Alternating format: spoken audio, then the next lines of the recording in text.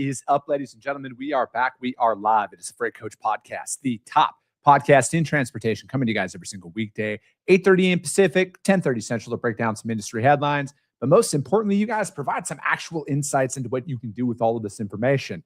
This is your first time tuning in. Welcome. This is the real side of freight, ladies and gentlemen. And I do say that before every single show. And what I mean by that is I only speak with transportation professionals, because at the end of the day, I want to talk to the right individuals who have done what you're looking to do or are currently doing what you're trying to achieve, so you can take that information, apply it, utilize it, and see a meaningful difference in your business and your life. Happy Monday, everybody. We are rolling solo today.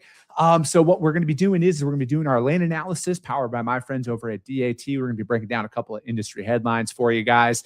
And yeah, so let's jump right in, you guys. Again, this is This Week in Freight powered by my friends at DAT. You guys, it's a 3 times a week lane analysis. All right. This is 100% viewer submitted. So if you want your lane broken down on the show, I need you to email my team, podcast@thefreightcoach.com. And again, we're just helping you guys identify where the peak seasonalities come from out there throughout the year, so you guys can read these markets and apply it. This is a personal strategy I've utilized throughout the entirety of my career, and it's what we currently use to service our growing book of business out there. So this week for Drive In, we got Kansas City, Missouri going to Memphis, Tennessee. This is a great regional run. As you guys can see up here on the screen, first thing I always look at is miles. Why do I do that? Transit time matters. Days of the week matter on when a lane like this is going to ship. Monday through Thursday, this is going to be a great lane for those drivers out there. If this is a Friday to Monday, this is where you could see a little bit of a higher price point out there in regards to your rates. So it's like when you see some of these rate data out here, that's where you can see it might be a little bit higher to ship it for a Friday to Monday. But like I've been mentioning here, you guys, lanes have stabilized. They've been stable for quite some time now. Again, not saying that there isn't pockets of volatility that you could come across out there in the market, but if we're looking at it from the overview of this lane, it's stabilized and it's performing almost identical of how it did back in 2025. And that's what's most important, you guys.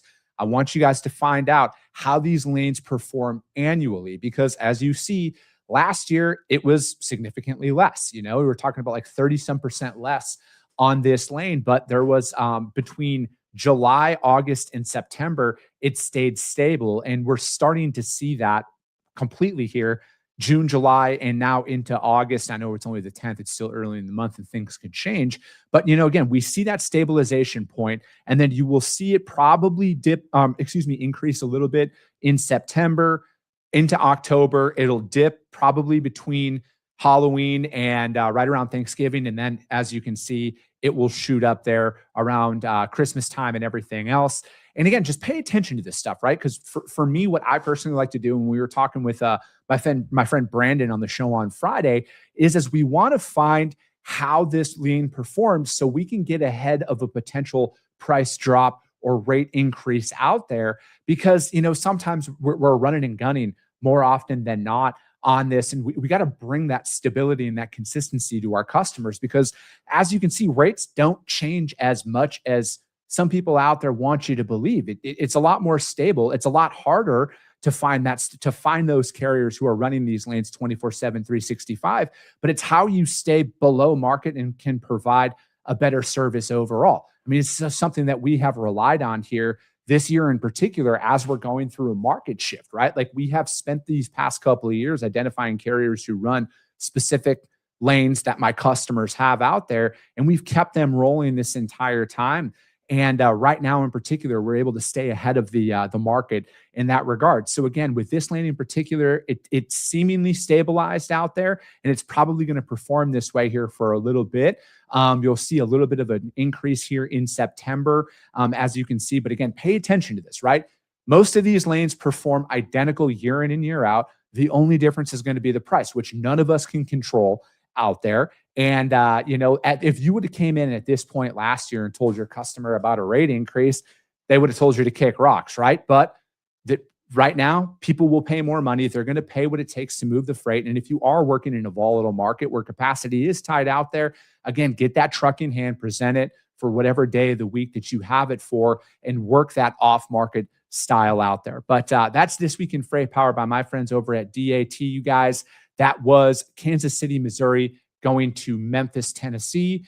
And yeah, now let's see here. With this, I had to pull up some articles last minute here because we had a last minute change in the show. But a couple of them are, I'm tying them in because obviously cargo theft is going to continuously be one of the biggest talking points out there. But cyber cargo theft, and this is something that I've, me and my friends at the NMFTA have been talking about extensively here on the show, it's shifting, right? And now the data out there in regards to this is kind of aligning with it, right? Because I think at times we only talk about what's going on in the moment, but most people aren't looking at the fact that a lot of these schemes are evolving nonstop, right? And then with more and more of a reliance of doing everything digital transactions and such, you're going to see people shift how they are going, shift with how they are going to go about this. So the first article, you guys, is from ttnews.com. Grand jury indicts 8 in cargo theft scheme tied to hacked data. The indictment describes a multi-state operational involving food products, copper rods, and cigarette shipments. So with this, you guys, cargo thieves are increasingly shifting away from the physical break-ins to cyber-enabled strategic theft.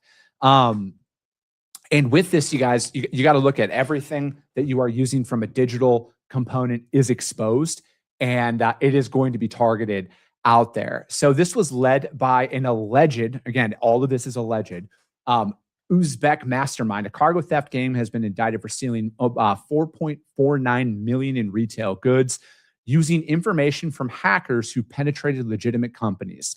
The accused thieves interacted with other criminal syndicates who conducted phishing scams to hack and steal shipment information. Organized crime syndicate hackers infiltrated normal shipping processes by impersonating real trucking companies to win shipments, bids on load boards. The syndicate fraudulently secured load information for specific deliveries from victim brokers. We believe that many small businesses were harmed by this theft, some of which may not be able to financially recover from it. Furthermore, the intersection of sophisticated online hacking and large-scale theft is deeply concerning and will only grow more prevalent. We are using every tool available to stay ahead of this emerging trend. Again, the cybersecurity conference at the NMFTA, it's a subtle plug to this, but this is why it is so important for you guys to attend events like this, right? Like they do tabletop exercises. They work with you on how to digitally protect your company. And again, it's one of the most cost-effective conferences in the entire syndicate that's out there. And again, they've been talking about this stuff for like 5 years now. So it's like the fact that we're seeing it catch up to mainstream, you guys, is not surprising at all. So it's like you got to get ahead of this stuff now. Otherwise, we're going to be in a really tough spot. It goes on to say that Muradulo Kazanov is a citizen of Uzbekistan, is accused of coordinating and managing at least 6 multi-state schemes. An Interpol report said they used WhatsApp, Telegram, and everything else. And the defendants allegedly received the winning bids from hacker groups with whom the defendants coordinated these activities. They would allegedly lease tractor trucks and affix the name and registration number of the real shipping carrier that were supposed to make the pickup. They would then drive to the logistics center. So again, like as you guys see all over social media, people with those paper company logos on the side of their truck, probably a red flag that is out there. But again, it goes, cargo was apparently stolen from logistics sites in Pennsylvania, New Jersey, and Virginia. And then they were each, all right, let me see here. Hold on. All right, perfect. So, they were, again, when they're sending out phishing, those fraudulent links and everything else, the key risk that was identified out there is using the same password for literally everything, unencrypted API integrations, phishing emails, targeting brokers and dispatchers are creating a major digital entry point for cargo thieves out there. The digital, okay. So it's like, they don't need, if you're looking at it from this perspective, and again, this is something that we've talked about and discussed on this show for quite some time. The traditional or like the old school way of stealing freight isn't necessary anymore, right? Like I'm convinced of this, you guys, that this is state-sponsored terrorism at its finest. They have found a way to infiltrate our supply chain, to reroute a lot of this stuff, and there's no, holding up people like they used to steal cargo. They're rerouting these things, and again, like they're utilizing their own carrier network that is here in the States, or it's the double brokering scheme that's out there, where the legitimate providers are the ones who are paying the ultimate price for this, because they're not going to get that invoice, and it's going to potentially bankrupt them, right? So it's like this hack data, like they're getting access to all of this stuff. So it's like if you're out there posting freight, and I see this, right? Like we study the markets that we move freight in all the time. Some of you guys are legitimately posting the commodity in your load posting out there. So if you're doing that, you got to stop immediately. Okay. Like that, you're just putting the big target on your back right away. Like you legitimately don't need to do that to gain interest. If you're posting loads out there on the load board, you don't need to put the commodity. I personally would never do that. Because again, you're literally just putting a target on your back for high value goods and stuff like that. And, it's like, I look at it from like a fishing perspective. They don't just target large logos, right? And I think that's like the majority of the industry is small business, right? So a lot of smaller companies out there they think they're never going to get noticed from stuff like this. They're never going to be targeted. But I had one of those one of the episodes we did on cyber crimes. You guys, it's a lot easier to steal $1 from 100 people than $100 from one person, right? So it's like your business is not too small to fall into the hands of this stuff. And that's something that we very much need to be aware of at this point. And, it's like, I look at it where, I have this happen. I had this happen 3 times in the last 60 days where it was somebody acting as a shipper, emailing me, asking for credit application, asking for me to pick up this freight. Again, I'm not the worst sales rep in the world, but I'm definitely not that good where people just reach out to me directly in freight and tell me that they want me to handle all these shipments for them, right? So there's a lot of things that we're kind of overlooking in that moment. And then again, if you're booking freight out there, if you're a carrier rep, make sure you're not. I would advise against, and this is something that we personally never do, if you're posting stuff out there and your email address is posted and the load posting, I will never book a load via email without talking to people, talk to the dispatcher, talk to the driver, all of that stuff. So it's like a lot of these things, you guys, I'm not saying that are completely avoidable, because like they're getting really, really good out there. But I just look at it where we need to keep those checks and balances in place to protect our organizations and to protect our customers at the end of the day, because they're able to use these new methodologies, because again, they can now go in and steal a lot more freight and they don't need to be anywhere near here. And I don't know. I look at it where it's like, you need to audit your tech stack. You need to audit your tech vendors. Like again, the NMFTA, shameless plug, go to their website. They have a questionnaire that you should be asking all of your tech vendors out there. Okay. Or do they have secure systems that are in place? Are you working with your team on phishing emails and everything else? Like there's very simple, well-documented steps that you guys can utilize to protect your organization out there, because it just needs one, right? And then in another way, because I had this conversation in another podcast I was on. And sometimes some of these crime rings, they use the slow play tactic where they do the right thing for quite some time, because it's like fishing, but in a sense of like, they're trying to see and get access to more and more of your freight to see like, is this the most valuable stuff that you have out there? And then they get that 10 shipment win from one of your larger shippers and 10 shipments vanish overnight, right? Like there's been a couple of documented cases out there that have happened like that. So take that into consideration, you guys. Audit who your tech providers are, educate yourself on cyber and how you can protect your organization. And again, if you don't know where to start, go to the NMFTA's website. Yes, they're a supporter of this show, but they have a ton of free information out there for you guys to protect your company. And again, it's like, it's wild to see what some of these hackers need to be able to get in and bypass your system to potentially get into your customer systems and stuff like that, right? Like there is no shortage of opportunities that people are exposed to now at that environment. So again, check that out, you guys. This article, ttnews.com, and it is, titled "Grand Jury Indicts 8 in Cargo Theft Scheme Tied to Hacked Data." And Corey, I think that's a good point, man.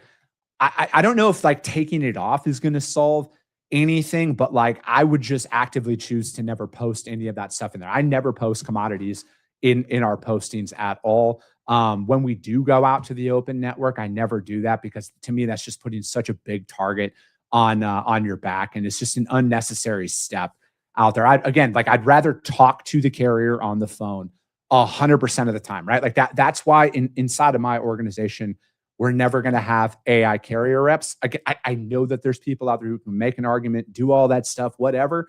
But for me personally, I need to have that human to human conversation about things because there's just some very simple questions that I ask that very much identifies the level of how full of shit some of these guys are. All right, to put it bluntly.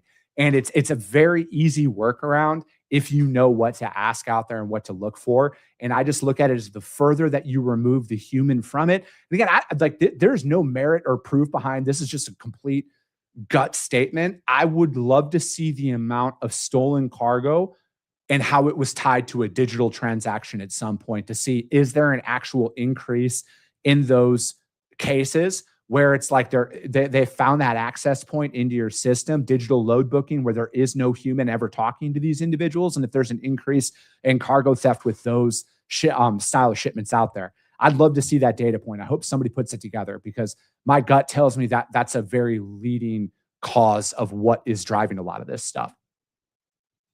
All right, now, next article is from freightwaves.com.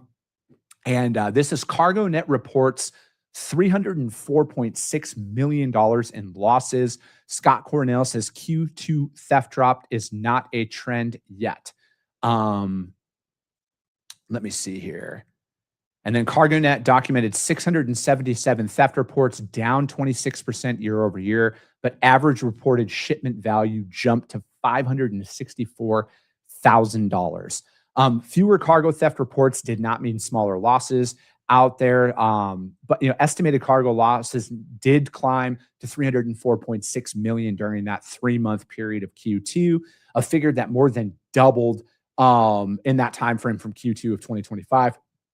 The average reported commodity value reached $564,000. And again, we put the links to the articles up there, you guys. There's some graphics out there. I'm going to read off of it. But the top 3 targeted states: number 1, California; number 2, Texas; number 3, New Jersey. Top commodity types that were stolen: food and beverage and metal. Pretty much aligns with everything that is out there. And and then the top targeted location types: warehouse and distribution centers, and then truck stops. That way of just popping seals and everything on trucks still is an effective way to steal freight, unfortunately. But again, if you've never been in a situation where you've had your like if you're moving some of these high risk commodity types with your customers, you guys, and there is no SOP in place for cargo security and stuff like that. Because again, I don't know if this is still proven in today's environment. But back when I was getting trained up in this industry and we were moving very high value goods in beverages, is what they were, very easy to liquidate on the streets. And there was a 10-step SOP that we had to follow for every single shipment that we would send in to a couple of their distribution centers that we were servicing. We weren't servicing their entire network. One of them was in Southern California. And it was very basic stuff. But again, it's like, work with your customers on that, develop some of those things, because those deter, right? Like, again, requirements deter. They're looking for easy access to, and like the path of least resistance. Keep that in mind. So again, like talk about a value add you could bring into your customer. Because at this point, you guys, it's not just specific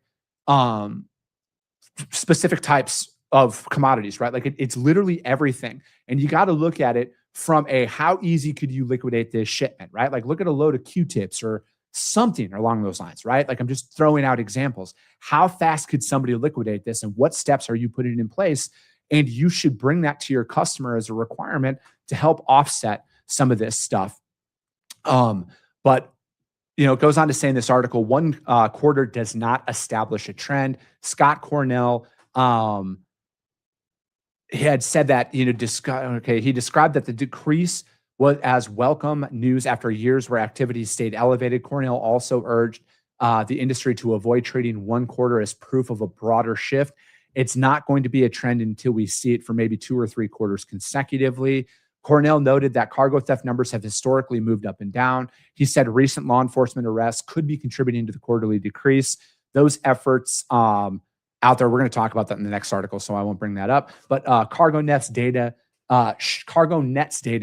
showed declines in physical thefts involving loaded equipment and non-delivery schemes. These schemes involve bad actors acquiring established motor carriers, booking freight under their operating authority, then failing to deliver it, i.e. what we were talking about in the last article. You guys, fictitious pickup incidents move far less, falling from 165 reports to 158. CargoNet also found steady activity involving business email compromises and shipment misdirection, i.e. what we were just talking about in that last article out there. And then it did, again, if you look at it, $300 million in Q2 alone of stolen cargo, like we're well over, if this averages out, we're well over $1 billion in stolen cargo. That's reported, right? Like I look at it, you guys, as depending on the cargo value of the shipment and not wanting to get your insurance involved and stuff like that.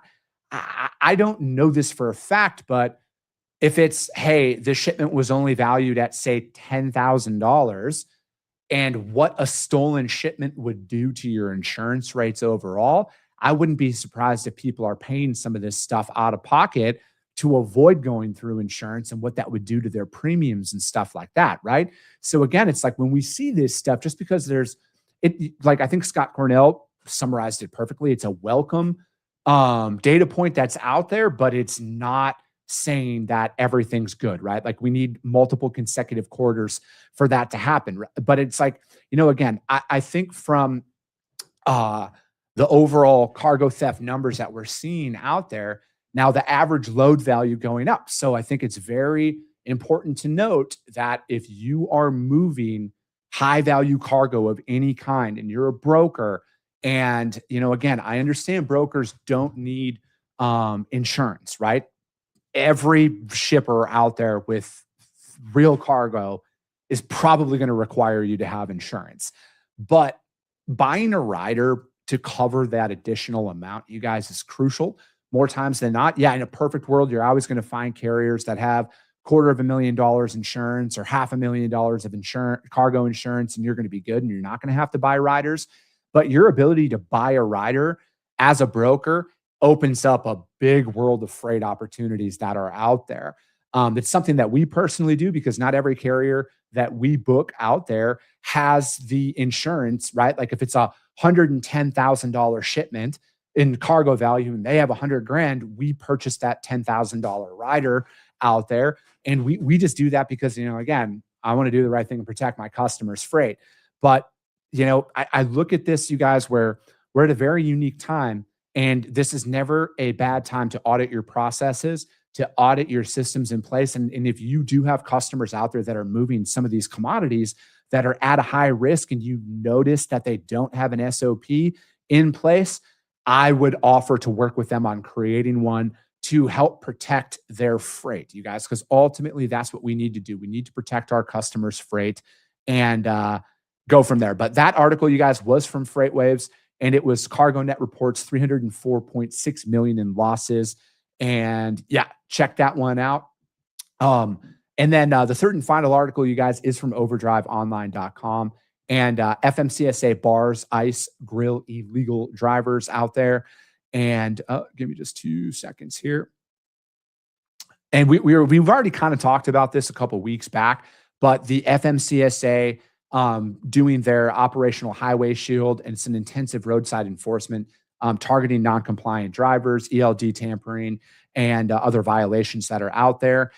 And, it's like, I look at this, that one of the biggest positives out this is they're accelerating this, right? Like they're not just talking at the FMCSA, they are doing a lot, and I think like when they were placing agents at the scales and stuff like that was like one of the, because I look at it, the fear of being caught is going to drive a lot of these petty criminals away from this stuff, right?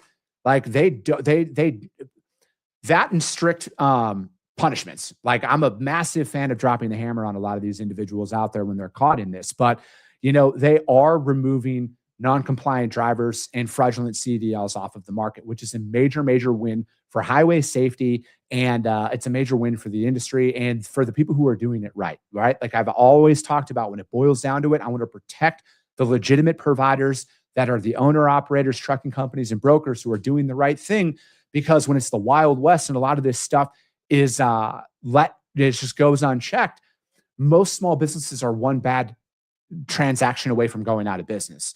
And yeah, so the fact that they're hammering this down is such a welcome sight.